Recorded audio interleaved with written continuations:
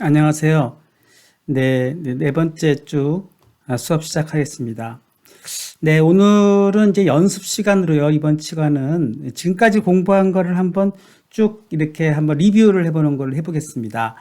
네, 먼저 우리가 제 첫 번째 시간에 우리가 이제 회로 이론 기초를 한번 해봤죠. 여기서부터 우리 발표 자료를 하나하나 보면서 우리가 뭘 배웠는지 한번 리뷰를 해보도록 하겠습니다. 사실 뭐 회로 이론이라는 거의 기본적인 개념은 어떤 시스템의 원리를 이해하는 것이고, 그것들을 이제 하나하나 전자적인 측면에서 우리가 한번 하나하나 살펴보았습니다. 쭉 한번 둘러보죠. 그래서 먼저 우리가 어떤 회로라는 것 자체는 기본적으로 어떤 소자들의 연결로 이루어지는데, 우리가 여러 가지 연습을 해보았지만 우선 우리가 저항과 전원에 대해서 먼저 집중해서 해보고 있습니다. 이 회로를 어떻게 이해하느냐 하는 것을 한번 이제 전류와 전압의 개념으로 우리가 이제 다뤄보고 있고, 실질적으로 우리가 이러한 저항 소자와 전원 소자 이 두 개의 쌍으로부터 전압과 전류가 어떻게 이해될 수 있는가, 이런 것을 우리가 쭉 살펴보았죠. 그 중에서 가장 대표적인 게 이제 저항이라는 소자인데요. 이 저항이라는 소자를 여러분이 이제 이해하는 것을 제 나름대로 좀 더 새로운 시각으로 한번 설명을 해보도록 하겠습니다. 우리가 이제 이 전원이라는 것은 이제 사실상 이 모든 회로는 이렇게 루프로 구성되어 있고, 이 루프의 기본적인 바탕에는 이렇게 뭐라 그러죠? 네, 그라운드가 설치되어 있어서 어떤 절대적인 기준이 있는 것입니다. 그래서 여기에 이제 전압 레벨, 전위를 0볼트라고 우리가 이제 가정을 한다 그러면은 모든 거는 이제 여기서부터 시작이 되는 거죠. 기초부터. 그리고 이제 우리가 첫 번째로 다뤄야 될 소자가 바로 이제 소스, 전원 소스인데요. 전원 소스도 우리가 두 가지가 있다고 배웠습니다. 바로 전압 소스와 또 하나가 뭐죠? 이렇게 표시되는 전류 소스가 있다 그랬죠. 전류 소스와 전압 소스는 어떻게 차이 나는가 하는 것을 우리가 다뤄보았는데, 우선 전류 소스부터 한번 생각해 본다 그러면, 전류 소스는 이 0볼트에서 뭔가 전류 소스를 지나면서 전압 상승이 일어나는 것입니다. 그러니까 여기서부터 여기를 통과하면서 전압 상승이 일어나는데, 여기 0볼트고 이걸 지난 이후에 여기에 볼테이지 레벨이 이제 V가 되는 것이죠. 이런 식으로 전압 상승이 일어나는 것이고, 그 다음에 이제 두 번째로는 이게 루프를 형성하면서 이제 전류의 방향이 이제 시작이 되는데요. 그쵸? 여기서부터 출발을 해서 전압을 여기 출발하는 거죠. 전류가 흐르면서 이 저항을 만나게 됩니다. 이 저항이라는 것은 일종의 전압 강화 요소예요. 여기를 통과하면서 여기가 이제 볼테이지 V가, 여기도 이제 볼테이지 V가 되는 거죠.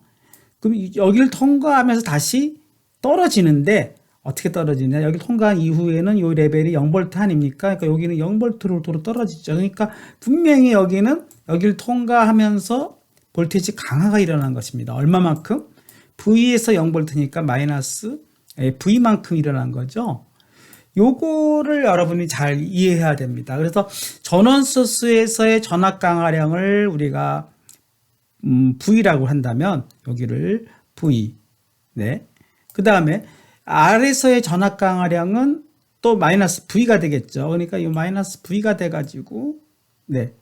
이것이 0이 되는 것이죠.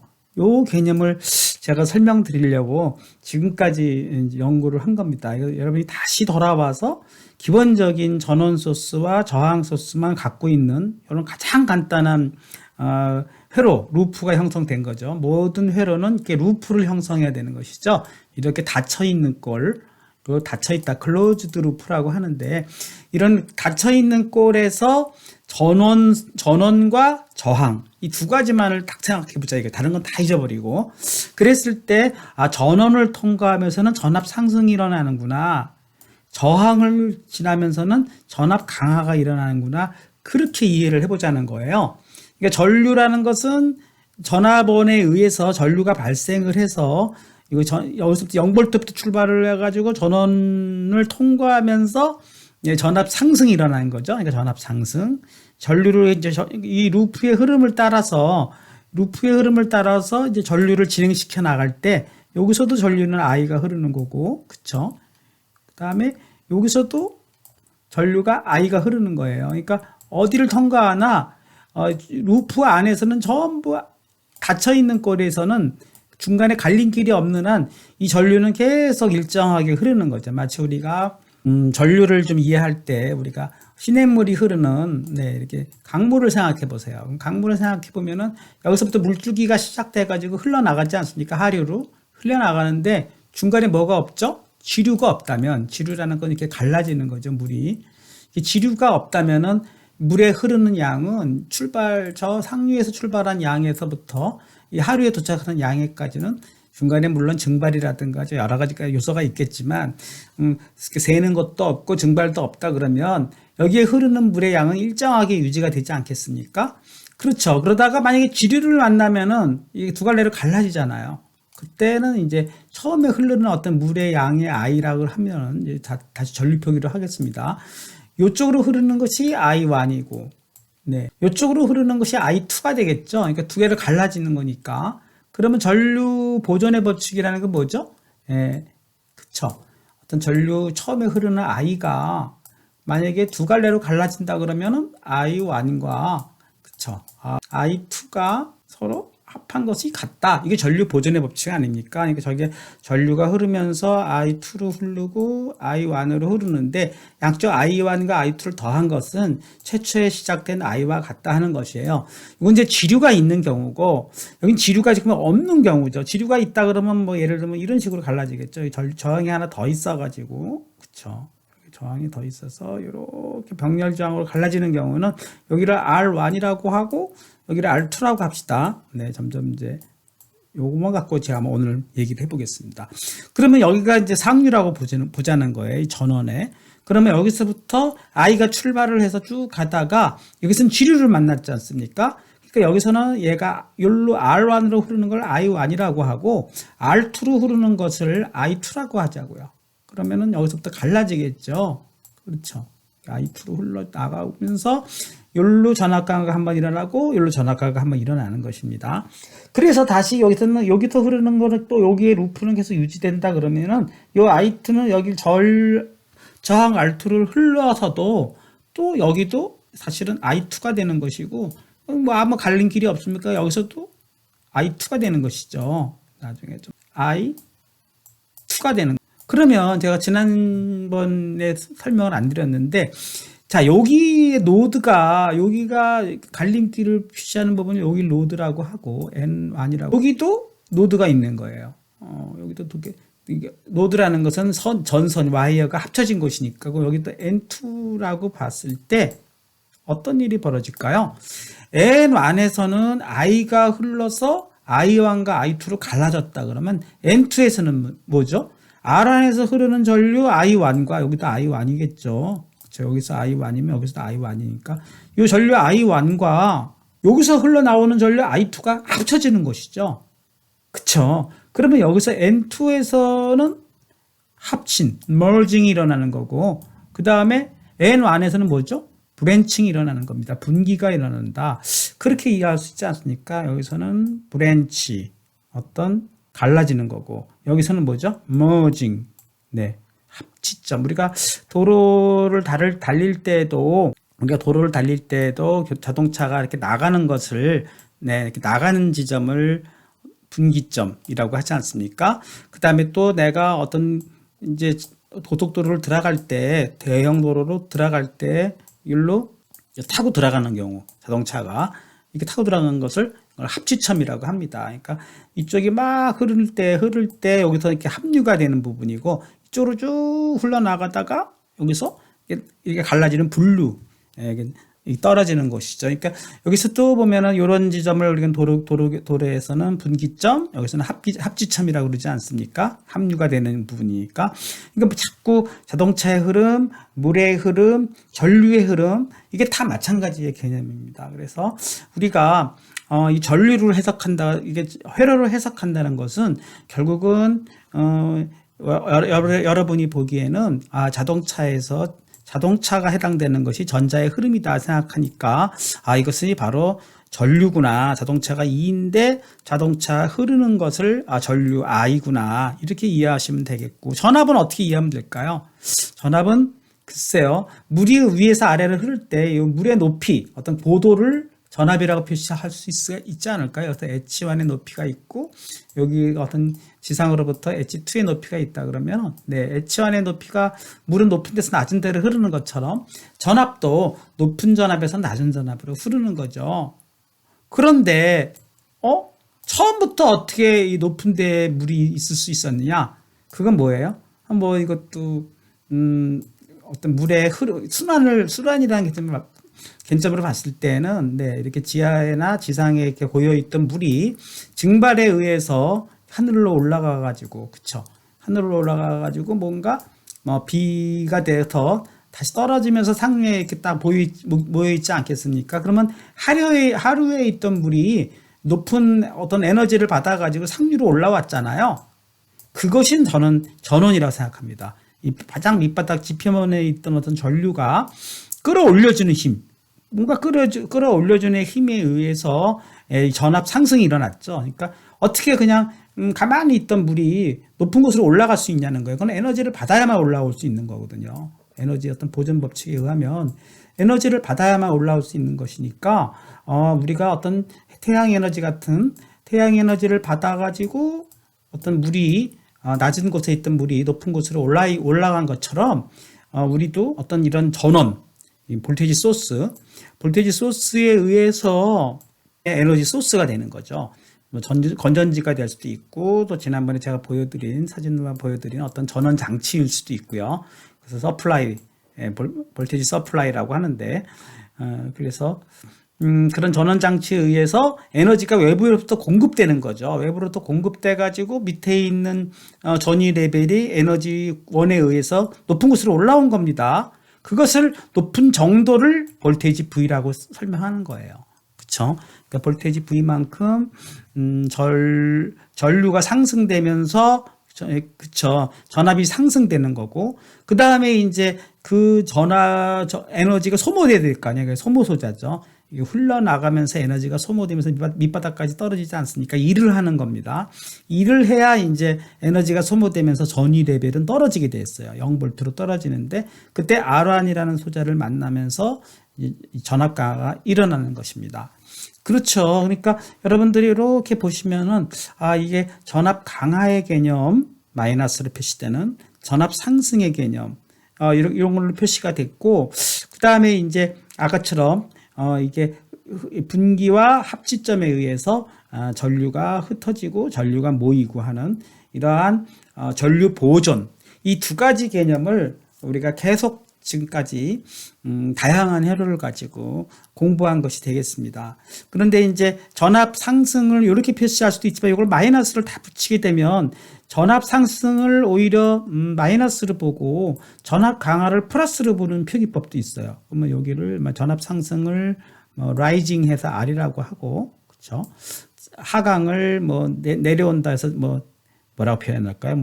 따로 이렇게 네, 또 fall이라고 합시다. 약간 콩글리시처럼 돼버리지만 네, 그러면 여기를 rising R 자, rising R을 마이너스 표시하고 그 다음에 falling을 플러스로 표시할 수도 있어요. 다 마이너스 수학이라는 것은 어느 쪽에 마이너스를 붙이느냐에 따라서 그렇죠. 0은 항상 플러스나 마이너스나 항상 0이기 때문에 이렇게 표기하는 법은 전압 강화의 관점에서 설명한 것이고 요것은 전압 상승의 관점에서 설명한 거니까 전압 상승의 관점에서는 상승을 플러스 하강을 마이너스 하강의 관점에서는 상승을 마이너스 하강을 플러스로 표기하는 것 뿐입니다. 그러니까 여러분들이 제가 전압 강화량을 표기할 때 수학적으로 어떻게 표기하느냐 하는 것도 좀 다양하게 설명을 드린 것 같아요. 여기서도 만약에 R1, R2가 있는 부분에 있어서 전압 강화를 살펴보게 되면 R1에 의한 전압 강화는 전류가 I1이 흐른다고 했을 때 어떻게 됩니까? I1에 그쵸 R1이 되는 거죠. 그건 오음의 법칙이 된다 그랬죠. 그러니까 여기에 흐르는 전류 I와 이때의 저항 R1은 만큼의 비례되는 것만큼의 전압 강화가 일어나겠구나. 여기서는 I2가 흐른다고 그랬으면 여기서는 네 그렇죠. 여기에 흐르는 전류를 I2라고 한다면 여기에 흐르는 저항만큼의 전압 강화가 일어나겠구나. 여러분 이렇게 표시할 수만 있다 그러면은 제 수업을 아주 잘 들은 것입니다. 그러니까 그럼 여기서 일어나는 전압 강화와 여기서 일어나는 전압 강화가 더해졌잖아요. 더해질 수가 원래는 없죠. 왜요? 이건 이게 병렬인 회로에서는 여기의 전위와 여기의 전위가 같지 않습니까? 그래서 요거는 이렇게 더하기를 표시할 수는 없는 것이고 각각의 전압 강화량만 표시한 것입니다. 그러니까 여기서를 요거를 V1이라고 하고 네. R 안에서의 전압 강화량이라고 이제 표시를 하고 I2는요. 여기를 R1이라고 합시다. I2에서도 전압 강화가 또 일어나겠죠. 근데 여기서를 V2라고 합시다. 그럼 요것만 가지고도 제가 하루 종일 얘기할 수 있어요.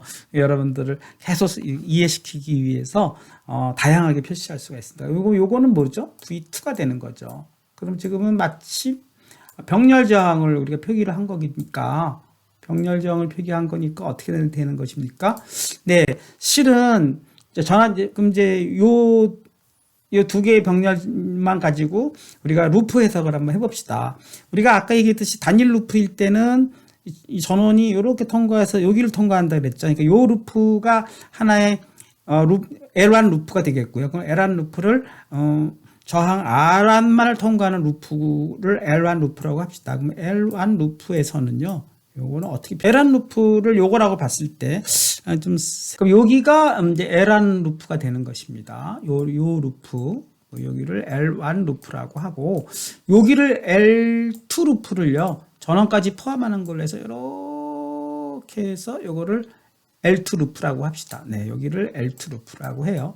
그렇게 표현하면은 한번 L1 루프와 L2 루프에 있어서 전압 강화식을 세워봐라. 만약 이렇게 한다 그러면 어떻게 될까요?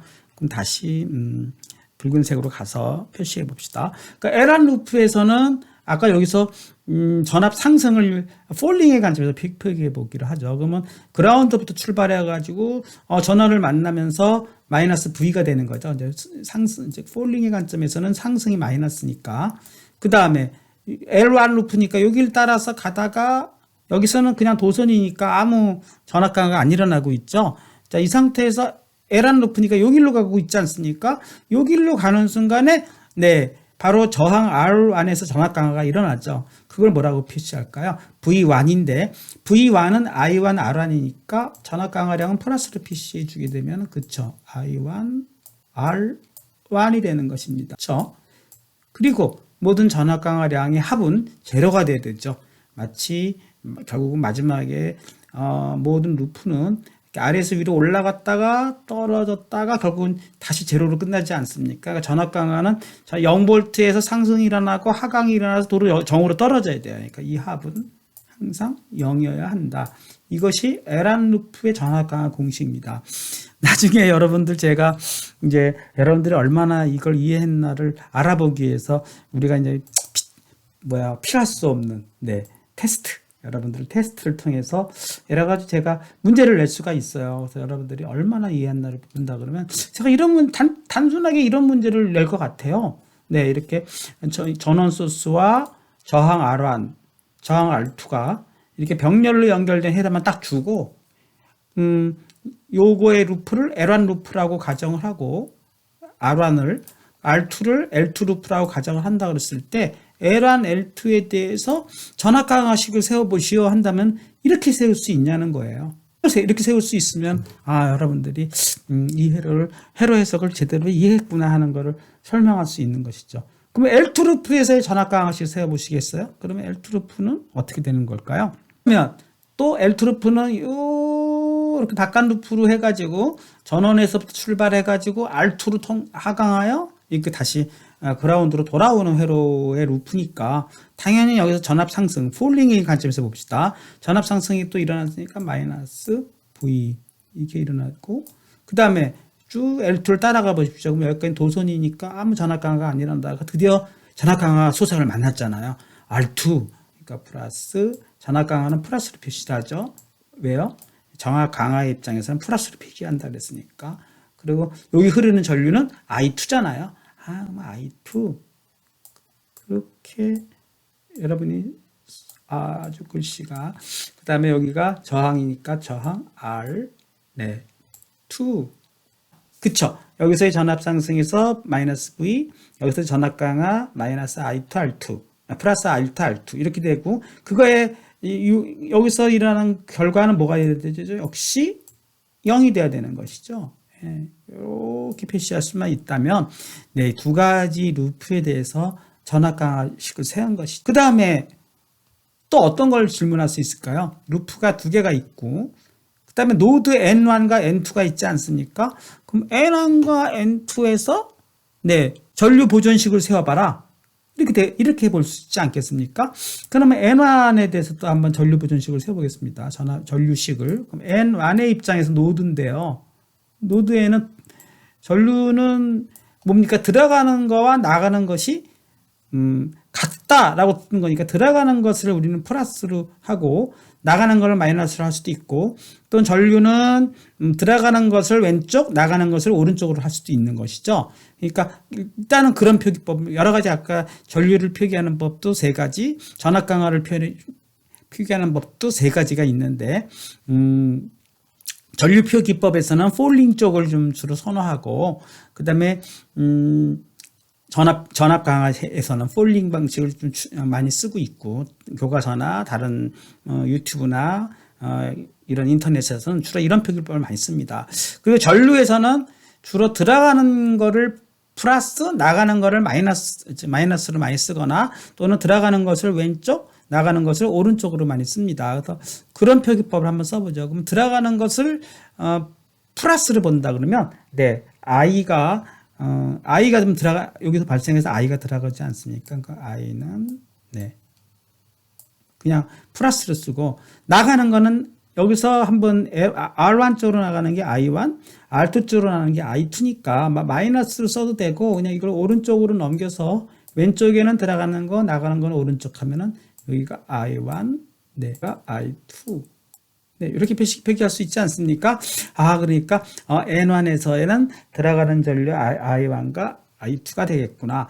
그럼 N2도 쓸 수 있는 거예요. 그리고 그동안 N2를 쓴 적은 한 번도 없는데 N2의 노드에서도 한번 우리가 전압과 전류의 식을 세워봅시다. 그러면 들어가는 건 I1과 I2 아닙니까? 그러니까 왼쪽을 들어가는 걸로 하자 그랬으니까 여기가 I1과 네, I2 이렇게 되고 나가는 것은 거꾸로 두 개가 합쳐져 가지고 나가는 거지 않습니까? N2에서는 그러니까 여기가 I가 되겠죠. 근데 사실은 N1과 N2의 식은 전류의 식은 그냥 좌우가 바뀐 것 뿐이니까 하나의 식인 거죠. 그래서 요 회로에서는 어떻게 보면 엄밀히 말하면 R1 루프와 R2 루프의 두 가지의 전압 강화식 그리고 또 N1과 N2 중에 아무거나 하나 이 노드에서의 전류의 보존식 이렇게 표시되는 것이 이 회로를 해석하는 기본적인 식입니다.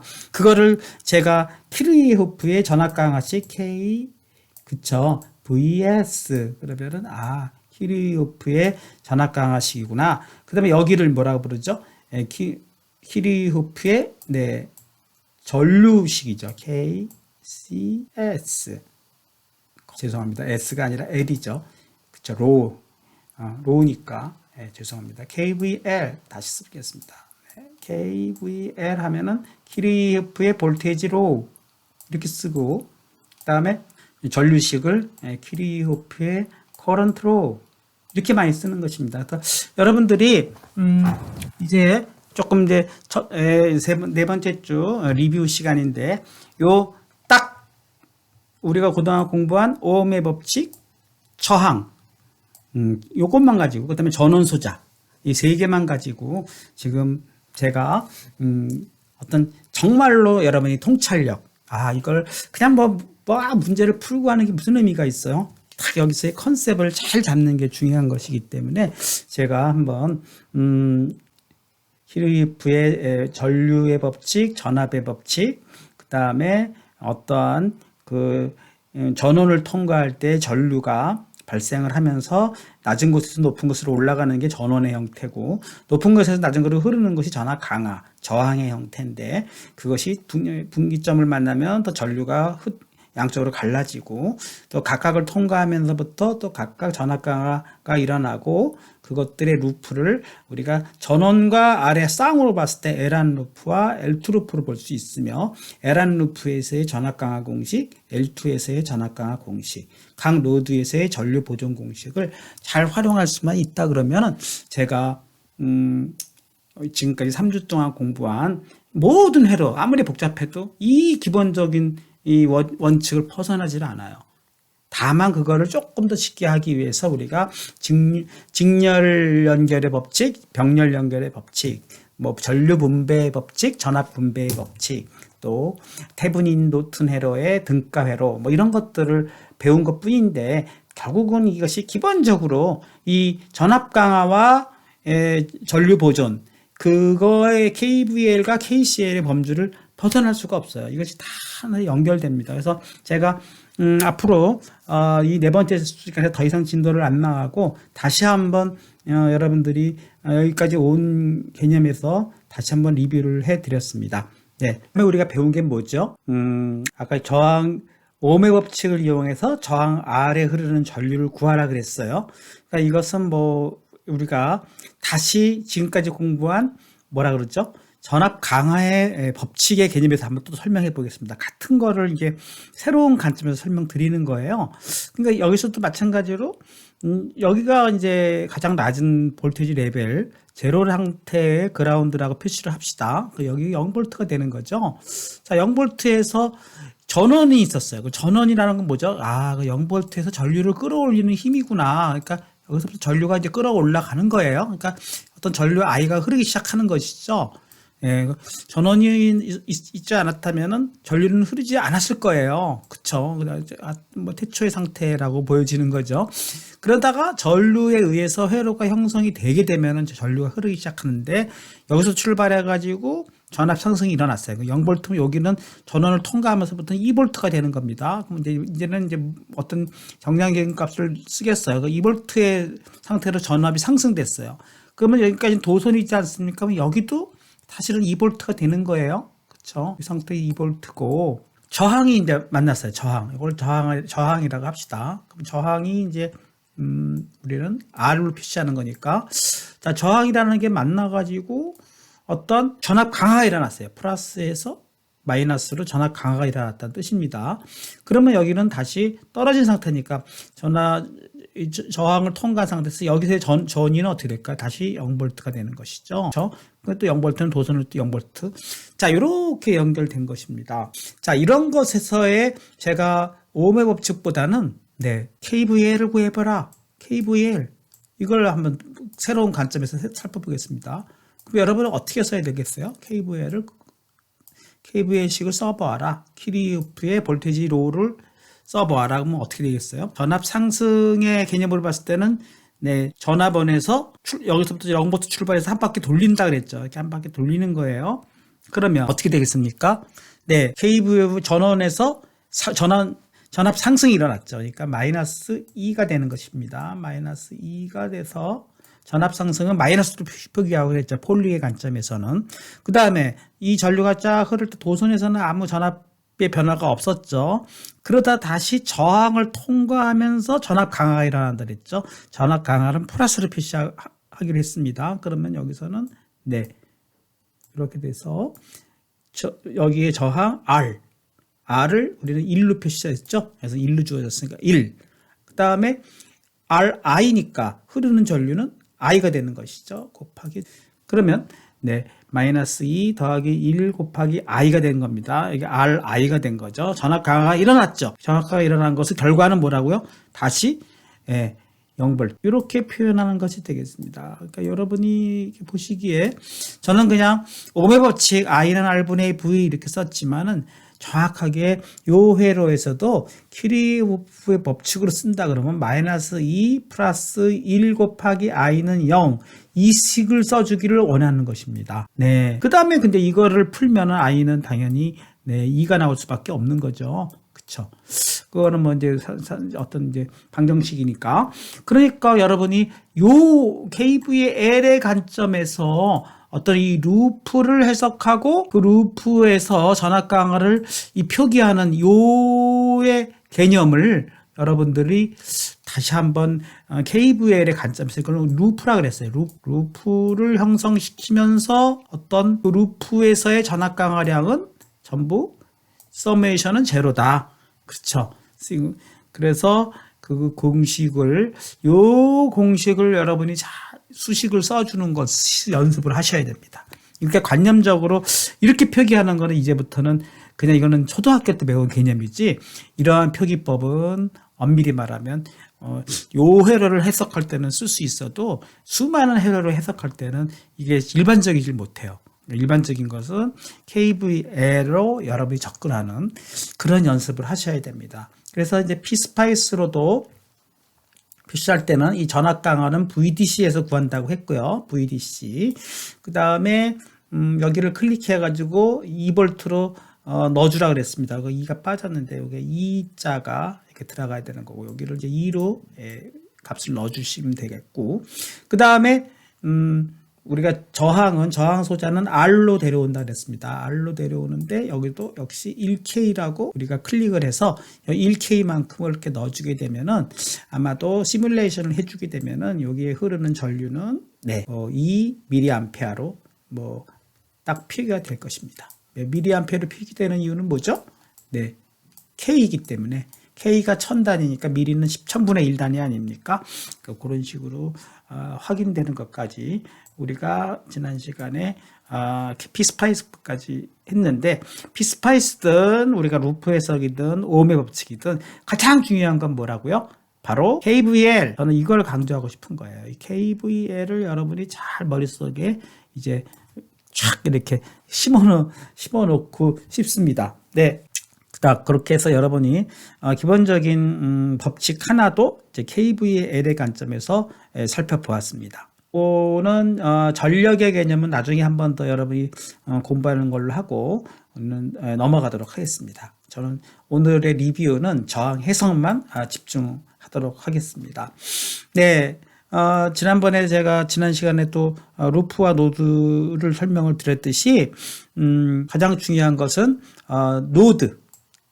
어떤 노드가 여기서 들어가는 것이고, 노드를 강조할 때는 우리가 어떤 한 회로마다 여기 분기점 또는 합기점 이런 게 다 노드라고 했어요. 그래서 이런 노드들을 우리가 아마 이제 노드에서의 전류가 흩어지고, 그쵸, 들어가고 나가고 또는 모이고, 그쵸, 이런 개념들을 여러분들이 잘 머릿속에 넣어놓으면 노드에서는 전류들의 합은 일정하구나 하는 거. 그 다음에 루프.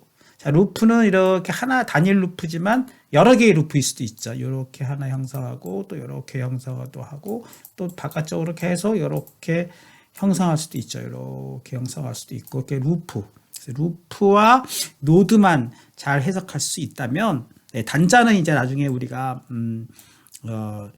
태분인에서 많이 다룰 텐데, 그 단자는 또 그때에 가서 다루는 거고 하고, 아무튼 우리가 용어적으로는 단자는 터미널, 루프는 L, 노드는 나중에 메시 해석법도 4장에서 다루는데, 오늘은 이제 메시는 당분간 좀 생각하지 말고 노드 N, 루프, 터미널 이 개념만 가지고 우리가 지난 3주간 열심히 공부를 했던 것 같습니다. 네, 직렬연과 병렬 연결도 한번 제대로 한번 다뤄보도록 하겠습니다. 다시 리뷰를 하지만 여러분과 함께 좀 더 새로운 개념으로 접근해 보는 거죠. 자, 직렬 연결인 경우 한번 따져봅시다. 직렬 연결도 우리가 지금까지 공부한 VCL, KVL의 개념을 한번 살펴보죠. 또 여기도 좀 빨갛게 표시해 볼까요? 네. 여기서도 보면 여기가 저항 시작은 그라운드 시작하는 걸로 이렇게 봤을 때 여기가 그라운드예요. 그러면 여기 이제 0V 레벨인 거죠. 자, 그래가지고 전원이 형성되고 저항 3개가 형성되면서 루프가 형성됐어요. 그러니까 여러분이 보기에 이제 머릿속에는 루프 형성됐다. 자, 루프가 형성되면 어떻게 됩니까? 네, 일단은 전류가 흐르기 시작하겠죠. 여기서부터 쫙 흘러가지고 계속 흐르는데 노드가 없지 않습니까? 분기점이. 그러니까 여기서는 단일 루프로 시작점으로 출발해서 돌아올 때까지 전류는 항상 I로 일정하겠구나 하는 것을 다 알 수가 있습니다. 여기서도 일정하고 여기서도 일정하고 I가 분기가 안 되지 않습니까? 그러니까 여기서도 I, 네, 여기서도 I, 그렇죠.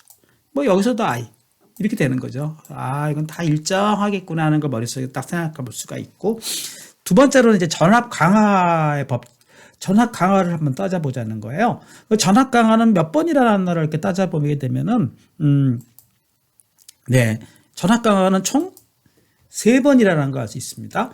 이 R1을 통과하면서 전압 강화가 한 번 일어났죠. R2를 통과하면서 전압 강화가 또 일어났죠. R3를 통과하면서 전압 강화가 또 일어났어요. 전압 상승은요. 전압 상승은 전원에서만 일어나지 않았습니까? 그러니까 전압 상승은 네, 여기서는 전압 상승이 일어났죠. 그러니까 전압 상승자, 전압 하강자 세 개가 이 루프를 돌면서 일어나지 않았습니까? 그럼 제가 이제 여러분들에게 또 시험을 냈어요. 자, 이 회로를 주어지고 전압 강화식을 써봐라. 뭐 어떻게 쓸 수 있어야 되겠습니까? 네, 써보겠습니다. 네, 자, 여기서도 출발한다 그랬죠? 자, 전압 강화의 관점에서 서메이션, 모든 전압 강화량은 어떤 폴링이라고 봤을 때, 폴링의 관점에서 봤을 때 모든 전압 강화량은 제로다라는 식으로 한번 KVA를 써보겠습니다. 그럼 KVA를 써봐라. 딱 여러분들에게 제가 문제를 던졌어요. 그러면 아까 한 거랑 똑같은 거죠.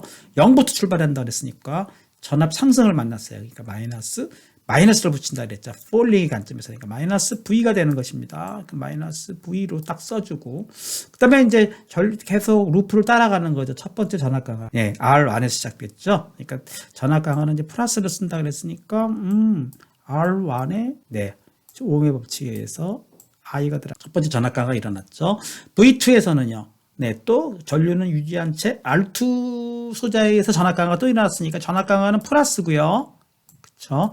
그 다음에 당연히 R2의 저항을 비례하는 I자가 안 써집니다. 전류는 그대로 I니까 여기서 또 I를 그대로 써주는 게 중요한 겁니다. I가 유지되는 거죠. 그 다음에 또 이 전류가 계속 흐르죠. 그래서 또 R3를 만났습니다. R3의 전압 강화가 또 일어났죠. 그러니까 플러스 전압 강화는 또 뭐라고 그랬죠? 플러스.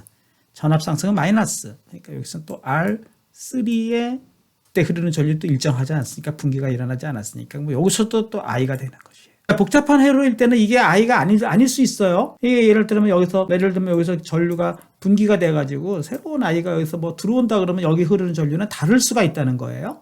여기도 마찬가지죠. 뭐 분기가 일어나가지고 여기서 뭐 일부가 빠져나간다 그러면 여기 V2는 다를 수가 있죠.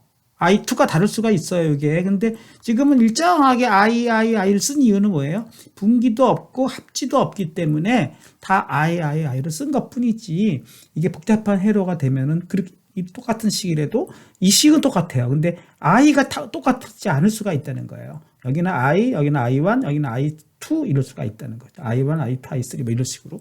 근데 지금은 단일 루프이기 때문에 이 I가 일정하게 써진다는 것 뿐인 거를 여러분이 조금은 머릿속에 집중을 하셔야 됩니다. 나중에 이제 문제가 복잡해지게 되면 여기서 이 I 값들이 달라져요. 지금은 단일 루프이기 때문에 여기서 I가 계속 흐른다는 걸 강조했고, 이제 다 끝났어요. 그죠? 전압 상승 요소, 전압 하강 요소 3개 끝났으니까 모두의 합은 뭐가 돼야 되죠? 0이 돼야 되잖아요. 0 딱 쓰면 사실 이것이 정답입니다. 이렇게 써줄 수 있으면 끝! 이렇게 되는 것입니다. 다만 여기서 이거를 정리하다 보니까 그러면 이제 I는 어떻게 된다고요? 구해되니까 V는 주어지고 R1, R2, R3가 정해졌다 그러면 I는 이걸 이제 1차 방정식을 풀면서 그러면 전부 R1, R2 그쵸? R3라고 봅시다. 네, 이렇게 구한 거예요. 그러다 보니까 직렬 저항의 등가 저항은, 네, 이걸 등가 저항 R로 본다고 할 때, 각 저항을 더한 거 같구나. 이거 더한 거, 이거 더한 거, 이거 더한 거 같구나. 그렇게 우리가 직렬 저항 공식을 이제 유도하는 것 뿐인데요. 직렬 저항 공식이 이렇게 유도되지 않았습니까?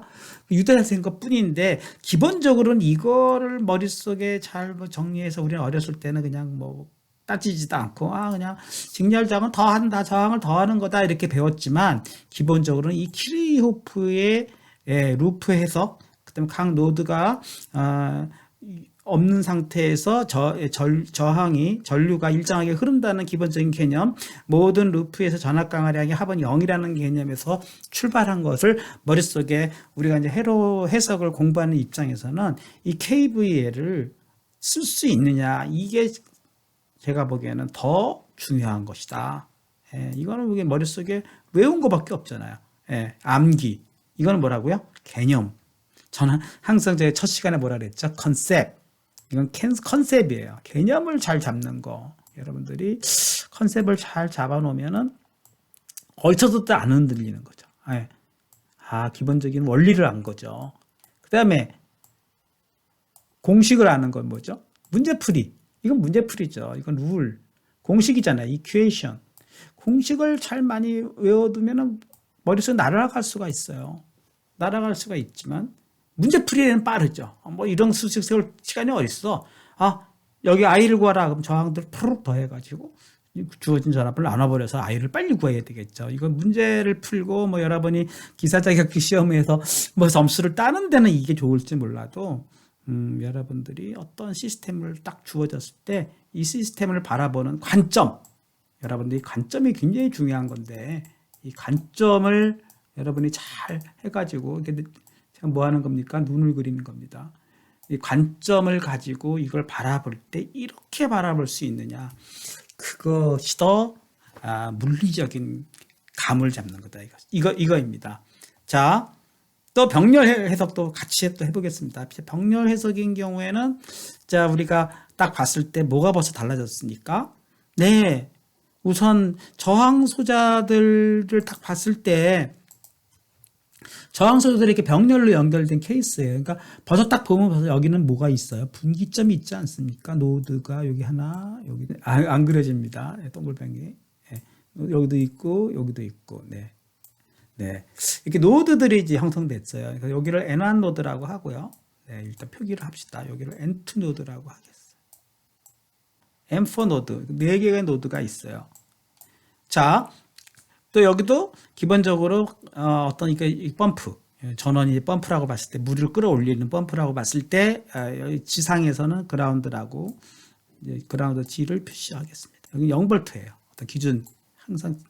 자, 여기서부터 출발을 해서 첫 번째는 뭐죠? 네, 전원을 만났어요. 그러니까 전원은 뭔가에 또 역시도 전원은 아까 전류 전원이든 전압 전원이든 에너지 입장에서는 똑같은 겁니다. 그래서 전류 전원을 표시했는데 전류 전원을 만나가지고 뭔가 전류가 발생했어요. 사실은 여기서도 V라는 전압 상승이 일어났겠죠. 근데 그거는 이제 여기 중요하지 않기 때문에 I를만 주어진 거예요. 근데 일단은 여기 전압 상승까지 일어났다고 가정합시다. 자, 그러면 여기서 주어졌어요. 어떤 이거를 우리가 그냥 전압원이라고 봐도 돼요.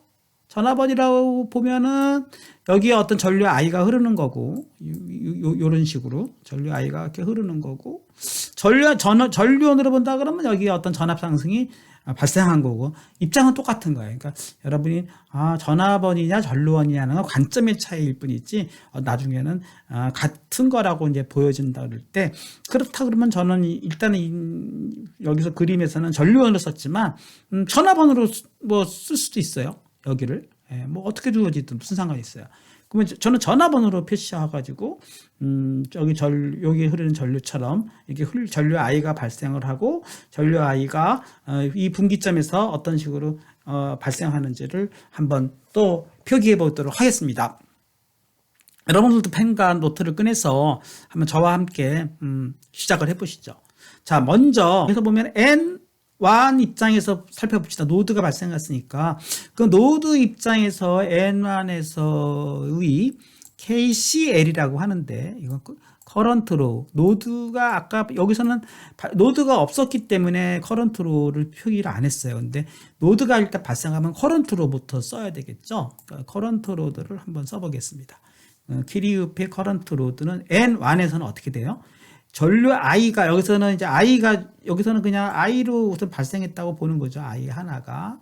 그러면 요거를 I라고, 자, I가 출발을 해서 N1에서 여기로 흐르는 거를 N1, 여기로 흐르는 걸 N1이라고 하고, 네. 또 여기서 뭔가 i가 또 흐르는데, 네, 여기로 흐르는 것은 또 사실은 뭐 i1 여기를 i2로 했기 때문에 여기는 사실은 i2라고 볼 수도 없는 게 i3로 또 갈라지지 않습니까? 그러니까 여기는 사실은 i2 플러스 i3가 돼요. 여기 하는. 그래서 우리가 이거 좀 따지기가 어려우니까 이제 여기서 조금 더 노드가 이게 두 개이지만 사실상 노드가 하나랑 같다. 그래서 요거를 단일 노드로 표시할 수가 있습니다. 이 두 지점을 이렇게 표시하고 여기를 단일 노드로 이렇게 묶어버리는 거죠. 그래서 이렇게 표시할 수가 있는 거죠. 이렇게 묶어가지고 여기를 뭐 저항. 네, 이 그림이나 위상학적으로는 같은 거예요. 그래서 여기를 그냥 노드 하나라고 보여주자 이거죠. 노드 하나. 여기 세 개 꼭지를 다 묶어버릴 수도 있지 않습니까? 그러면은 해석이 조금 더 단순해질 수가 있다는 거죠. 그러면 여기 전화번에서 0볼트에서 시작을 해가지고 전화번에서 V만큼 발생을 하고 그걸로 인해서 어떤 전류 I가 흐른다고 봤을 때, 그쵸? 요로 흐르는 전류가 I1, 네, 요로 흐르는 전류가 I2, 요로 흐르는 전류가 I3라고 볼 수 있지 않습니까? 네, 그런 식으로 여기서 I1, I2, I3라고 각각 여기를 이제 1번, 여기를 2번, 여기를 3번이라고 볼 수가 있는 것이죠. 그렇게 표시할 수 있지 않습니까? 그러니까 여기서의 KCL 룰은 들어가는 것을 왼쪽, 나가는 것을 다 오른쪽으로 본다 그랬으니까 I는 들어가는 거 I가 하나고 노드 하나를 봤을 때, 그 다음에 나가는 거는 네, I1, I2, I3 아닙니까? 그러니까 나가는 것의 합 이렇게 써주게 되면은 여기서 전류 I가 흘러서 이 노드에서 세 군데로 갈라지는구나 이렇게 쓰는 것이 KCL이 됩니다. 근데 이 그림을 머릿속에 상상하면서 이 회로에 대해서 이걸 노드 하나라고 봤을 때 I는 I1, I2, I3라고 쓸 수가 있느냐 하는 것을 첫 번째 KCL 룰이고요. 두 번째는 이제 루프를 보셔야 되죠. 루프. 자, 루프는 또 어떻게 해석해야 되죠? 루프는 여기서 보면은 여기 루프가 하나 형성됐죠. R1을 통과하는 루프, 또 뭐죠?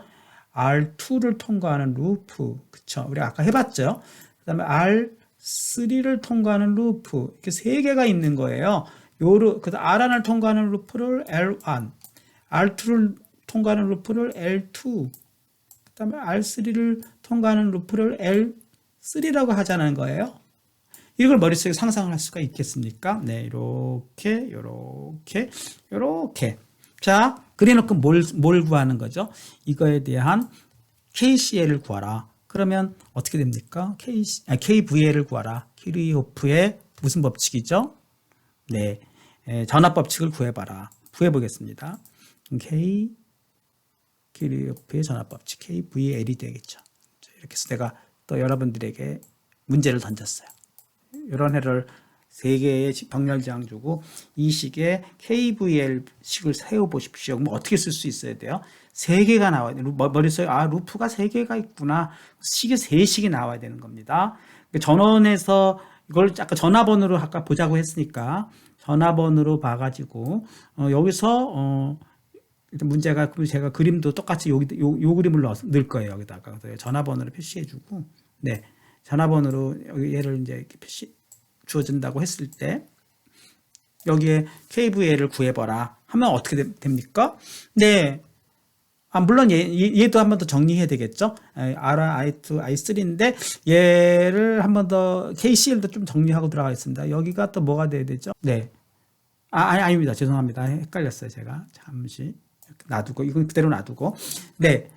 L1에서 L1에서 출발했을 때 L1은 V로 상승을 해서 이쪽 L1 루프니까 R1으로 떨어지는 식을 세워야 되겠죠. 그러니까 상승은 무조건 마이너스 V고 그 다음에 뭐죠?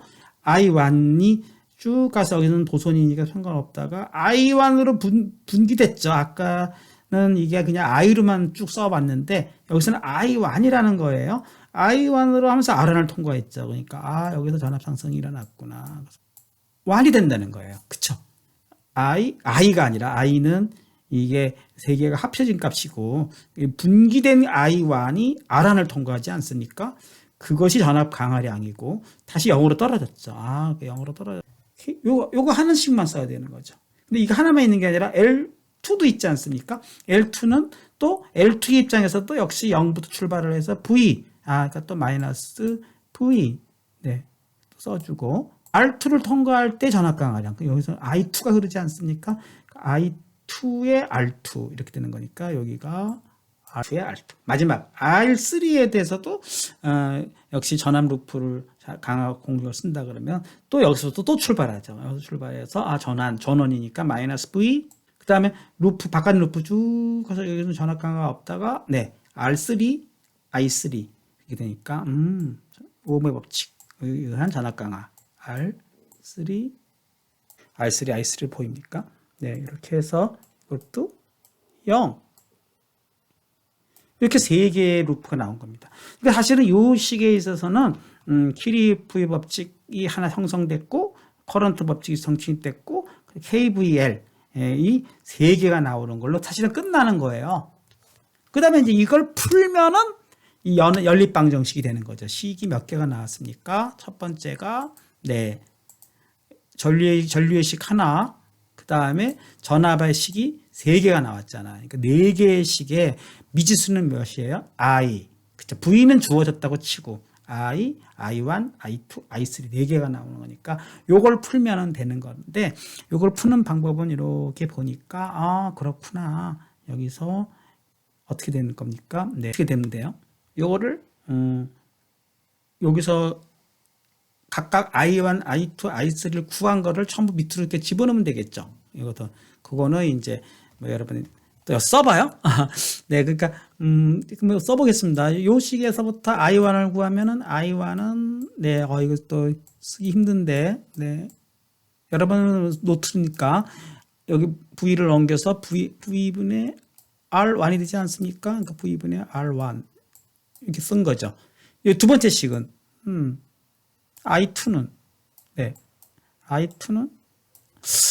점점 쓰기가 어려워져요. 잠깐만요.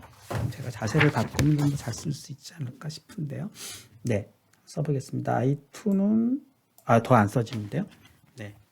자, 이게 이자를 보입니까? 아무튼 이 I2는 이렇게 해서 R2분의 그쵸? V가 되겠네요. I2분의 V. 성공했습니다. 여기는요.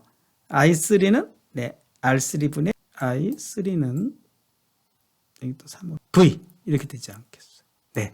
이게 3개가 나왔죠. 그리고 각각 구한 거를 전부 이 3개의 식을 전부 또 일로 대입시키면 되겠어. 결국은 통합된 것을 다시 쓴다 그러면 I는 가로가 치고 전부 가로를 쳐서 V를 묶어버리고 R1분의 1 그렇죠. R2분의 1 R3분의 1분의 다 합이 되겠죠. 그래서 이거를 전부 더하고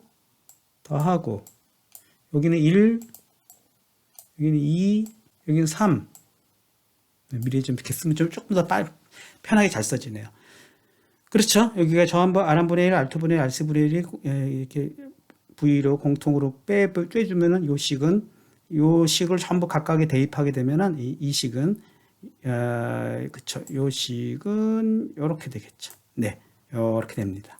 그러니까 결국은 우리가 최종적인 식은 뭐죠? 병렬 저항 사실은 이 전체가 뭐예요? 또 R분의 1 아닙니까? I는 R분의 V니까 그러니까 어떤 병렬 저항의 등가의 공식은 이 역수들을 더한 거의 역수구나 하는 것을 또 구하게 됐죠. 그러니까 우리가 마침 그냥 직렬 저항은 각각의 뭐라 그러죠? 저항들을 다 더해버려 가지고 우리가 등가 저항을 구한다.